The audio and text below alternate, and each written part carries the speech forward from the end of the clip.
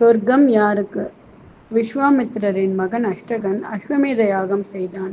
யாகத்தில் மன்னர்கள், ரிஷிகள் பங்கேற்றனர். அவ்யாகத்தின் முடிவில் மன்னன் தன் நண்பர்களான பிரதர்த்தனன், வசுமன, சிபி மற்றும் நாரத மகரிஷி ஆகியோருடன் தேரில் உலா சென்றான். நாரதரிடம் அஷ்டகன் மகரிஷி, நாங்கள் நால்வரும் புகழ்பெற்ற அரசர்கள். தாங்களோ தலை சிறந்த ரிஷி. இப்போது நம் ஐவரில் நால்வர் மட்டுமே சொர்க்கத்துக்கு செல்லலாம் என்றால் தேரிலிருந்து இறங்க வேண்டியவர் யார் என்று கேட்டான்.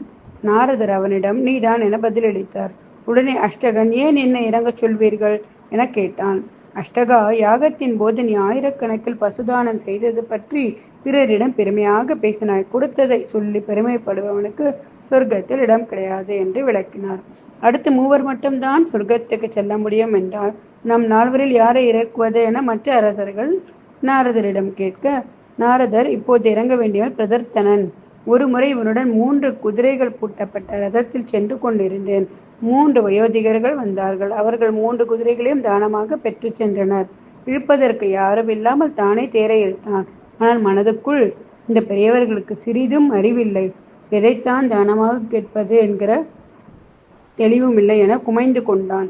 தானம் தந்துவிட்டு நொந்து கொள்பவனுக்கும் சொர்க்கத்தில் இடமில்லை என்றார். மூவரில் இருவருக்குத்தான் சொர்க்கம் என்றால் யார் இறங்க வேண்டும் என மற்ற மன்னர்கள் அடுத்த கேள்வியை தொடுக்க வசுமனஸ் என தொடுத்தனர். வசுமனஸ் என்ற நாரதர், இவன் பெரிய ரதம் வைத்திருந்தான். அதை யார் வேண்டுமானாலும் எப்போது வேண்டுமானாலும் பயன்படுத்தலாம். அதன் மீது தனக்கு உரிமை இல்லை என்றும் சொன்னான். ஆனால் யாருக்கும் அதை தானமும் அளிக்கவில்லை, தானும் பயன்படுத்தவில்லை. வெறும் வார்த்தையும் சொர்க்கத்தை தராது என விளக்கினார்.